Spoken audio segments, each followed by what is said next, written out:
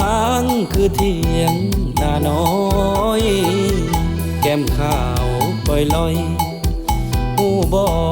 น้องยังมีค่าให้น้องหูไว้บ่เจือดคือดังขันนาอายขอเป็นยารักษาปิ่นปัวแผลใจ